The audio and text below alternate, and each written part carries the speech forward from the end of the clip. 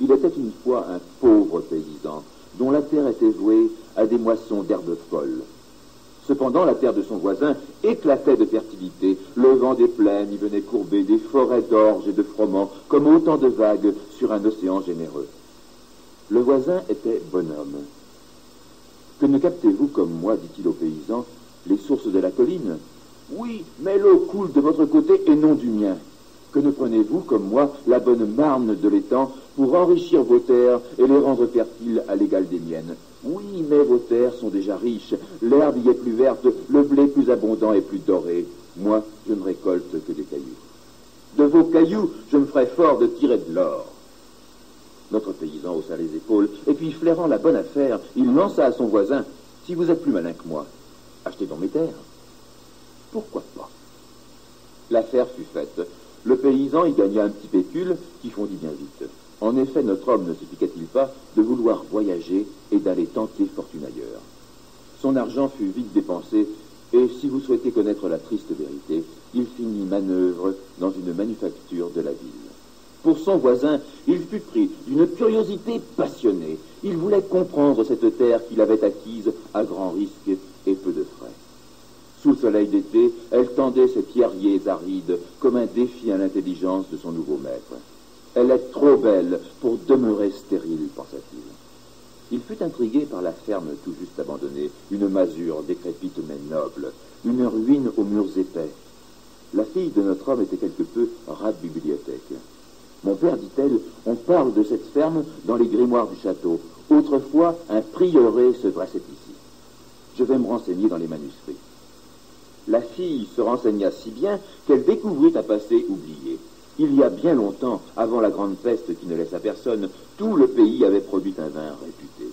Jadis, un vignoble immense s'étendait autour du prieuré, et les fûts de ces crus bienfaisants s'en allaient dans tout le royaume, traînés en procession par les bœufs du monastère. Ce que les moines avaient accompli, le père sut le répéter. Les coteaux arides, irrigués de bonneaux, retrouvèrent les rangs de vignes dorées, qui avaient fait leur gloire autant d'autrefois. Les coteaux arides firent la fortune du père avisé, comme ils avaient enrichi les moines disparus. Telle est l'histoire, et vous-même avez certainement bu de ce vin gai, tout auréolé de chaleur dans le cristal, comme un rubis à la lumière du couchant. Le seul qui reprocha au vin un faux goût de vinaigre fut le pauvre paysan devenu manœuvre. Et pourtant, il avait toujours su, lui seul avait su, dans les caves monumentales de sa ferme, sous la terre qui les comblait plus qu'à moitié, il avait retrouvé des éclisses rongées et noircies par les siècles. Il avait brûlé les restes charbonneux d'un pressoir. Replanter la vigne, il n'y avait même pas songé. Ses 3 fils étaient robustes et l'auraient assisté. Son voisin avait de bonnes sources et l'eau serait venue comme un sang nouveau. Non, la misère l'avait tellement chargé de fiel et de griefs qu'il ne savait plus voir les richesses tendues vers lui. Et savez-vous qu'à l'achat de la terre, son voisin n'était guère plus riche que lui? D'or il n'avait point, mais il était millionnaire de confiance, de hardiesse, d'intelligence et d'enthousiasme. Personne ne saurait garantir l'authenticité des faits, mais chaque épisode a été vécu maintes et maintes fois. Remplacer les paysans par nous-mêmes, la vigne par toutes les opportunités devant nous, le fiel et les griefs par l'orientation négative des pessimistes, et vous obtenez une histoire aussi vraie que notre propre vie, aussi vraie et moins belle. Comment comparer ce conte aux agréments de votre existence, la vôtre, fondée sur une réussite logique, la réussite que vous allez construire, si vous le voulez vraiment? La plupart des gens traversent la vie sans même voir les occasions à leur portée. Ils n'ont pas choisi de les ignorer, ils sont victimes du peu d'ouverture de leur esprit. Leur grille de perception élimine les images d'un monde chargé de promesses à demi révélées. Elle ne laisse passer qu'un tableau conforme à la charge négative de leur esprit. Conforme et qui vient encore la confirmer, cette charge, la renforcer. À l'instant présent, vous, oui, vous qui m'écoutez, vous vous tenez au beau milieu de votre vignoble. Êtes-vous capable d'en voir les rangs dorés? Sentez-vous ce vin riche qui est déjà le vôtre, ce vin tout auréolé de chaleur dans le cristal, comme un rubis à la lumière du couchant? Croyez-vous que si le second paysan ne l'avait pas vu lui-même avec un tel éclat, une telle évidence, n'avait pas humé ce vin avant même qu'il n'existât, Croyez-vous qu'il aurait eu le courage de couvrir de vignes un coteau immense écrasé de soleil? Lui qui n'était guère plus riche que son voisin et n'avait qu'une fille lettrée au lieu de 3 robustes garçons. Votre coteau prometteur, vous le possédez déjà. Ne lorgnez pas celui du voisin plus beau ou plus vert. Le coteau du voisin resplendit des couleurs que le voisin a peut-être su lui donner à force d'intelligence, de positivisme et de travail. Admirez le voisin et non sa terre. Penchez-vous sur la vôtre, sur toutes les possibilités que vous offrent vos propres biens et surtout vos propres talents, ceux de vos mains et plus encore ceux de votre esprit. Les promesses de notre terre, ou si vous préférez des termes moins inspirés, les occasions et les opportunités de la vie sont à demi révélées. Admettez qu'elles sont même assez bien cachées. Savez-vous cependant que votre vigne cachée est bien là à votre portée? Peut-être, m'objecterez-vous, que vous avez trop de travail, de soucis, de préoccupations pour rechercher et analyser les moindres opportunités offertes par l'existence.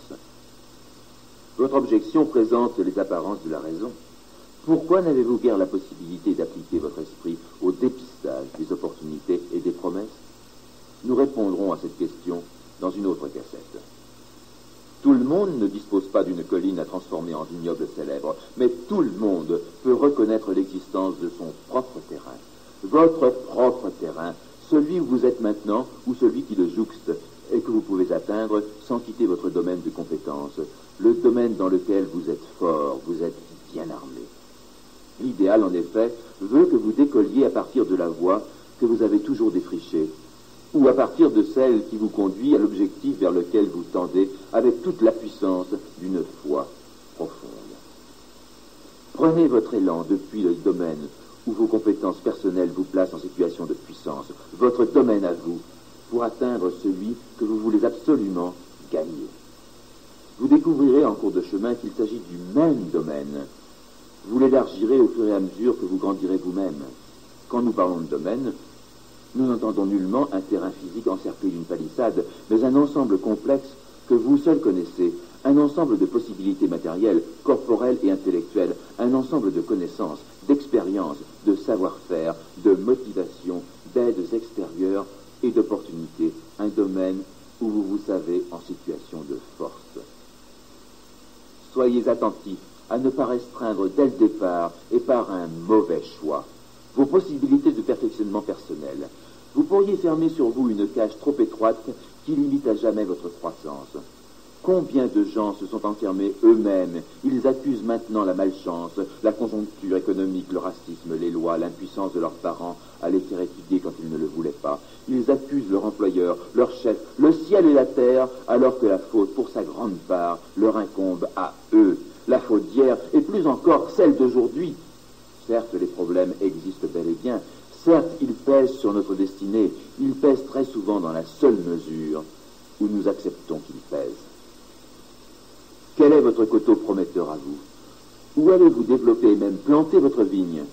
Il est temps de vous poser certaines questions. Dans quel secteur vous trouvez-vous vraiment? Est-ce bien le vôtre, celui qui satisfait vos aspirations profondes et demande le meilleur de vos compétences? Quel fut son taux d'expansion au cours des années passées? Quel est son avenir? Est-il remis en cause par l'évolution économique et les progrès technologiques? Conduit-il à une impasse ou à un tremplin? L'expansion de votre secteur va réclamer un nombre croissant de gens compétents. En serez-vous? Avez-vous le sentiment de plafonner, d'avoir déjà atteint le niveau le plus élevé auquel vous puissiez jamais aspirer? Si un tel sentiment vous ronge, cherchez vite sa cause.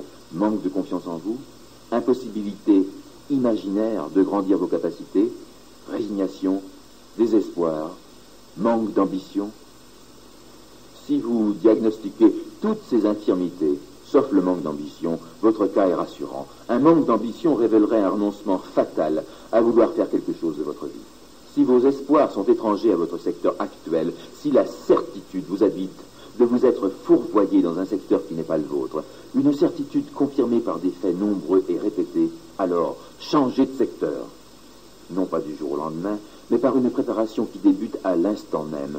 Votre objectif le plus important est de retrouver vite votre domaine à vous, et le programme de Succématique vous aidera. Bon, vous êtes dans votre secteur, et n'avez plus le sentiment d'une condamnation à plafonner.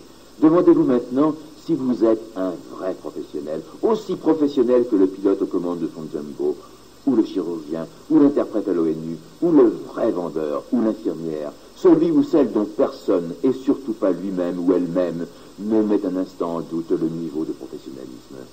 Êtes-vous un vrai succématicien? Êtes-vous prêt à accomplir les efforts nécessaires pour rejoindre ceux qui vont conduire l'expansion de votre secteur et en tirer bénéfice? Si vous n'êtes pas tout à fait préparé, quelles sont les conditions à réunir? Formation, rencontre avec vos supérieurs, lecture, etc. Établissez une liste écrite de ces conditions et ne manquez pas de préciser les dates auxquelles vous pensez devoir les satisfaire. Dans l'un et l'autre cas, grandissez encore, lisez des livres, assistez à des conférences, participez à des stages, perfectionnez-vous, réalisez des travaux difficiles, relevez les défis du jour. Étudiez les gens qui vous entourent. Votre ascension dépend d'eux, ou plutôt de votre influence sur eux, des travaux que vous savez leur faire accomplir, ou que vous accomplissez pour eux. Toute personne, votre partenaire, votre chef ou un client, pour qui vous accomplissez un travail, vous a commandé ce travail. Considérez cette personne et traitez-la comme un client. Même votre chef en est un et rien d'autre. Afin de vous assurer la reconnaissance et la fidélité de votre client, traitez-le bien. Il est hautement souhaitable que votre client mesure son intérêt à passer par vous. Votre client, faites-en un héros vis-à-vis de ses propres chefs et de ses propres clients. Arrangez-vous pour que votre travail le serve et le grandisse, qu'il en soit fier et ne puisse y renoncer. Maintenant, n'objectez surtout pas, oui, mais vous nous suggérez une soumission d'esclave vis-à-vis du chef ou du client, ou même du partenaire. Bien au contraire, sans évoquer votre part du contrat, cette loyauté pour laquelle votre client vous paie. Établissez avec lui des relations de succématicien, des relations d'adulte à adulte, de responsable à responsable. En devenant un élément dynamique pour votre client, vous dynamisez votre propre travail et assurez son évolution. Vous grandissez vous-même sur le plan professionnel, vous grandissez sur le plan personnel, vous grandissez sur le plan financier. Votre situation devient plus lucrative et plus sûre. Êtes-vous prêt à démarrer? Voici une petite checklist pour le départ. Premièrement, avant de convoiter le domaine plus prometteur de votre voisin, commencez à étudier le vôtre afin d'en bien situer les limites. Il est probable que vous ne découvrirez aucune limite. 2. Connaissez-vous bien votre domaine, ses possibilités et ses promesses. 3. Quelle place avez-vous décidé d'atteindre dans votre domaine? Quand l'aurez-vous atteinte? Avez-vous écrit, oui, écrit cet engagement vis-à-vis de vous-même? 4. Quels sont les moyens de l'atteindre? Avez-vous dressé la liste de ces moyens? 5. Accumulez-vous toutes les informations relatives à votre secteur? Lisez-vous ces informations? Plus important encore, en utilisez-vous les enseignements dans votre action? Savez-vous seulement apprendre ou savez-vous mettre en pratique? Si vous avez la ferme volonté d'appliquer les décisions prises, si vous vous donnez à vous-même l'ordre absolu de réaliser vos idées, alors vous possédez déjà de nombreux atouts pour quitter le troupeau des 19 perdants et devenir la 20e personne, le succématicien. Vous allez vous perfectionner dans votre terrain de compétences et d'opportunités. Vous savez en récolter les fruits. Vous réalisez les travaux difficiles. Vous relevez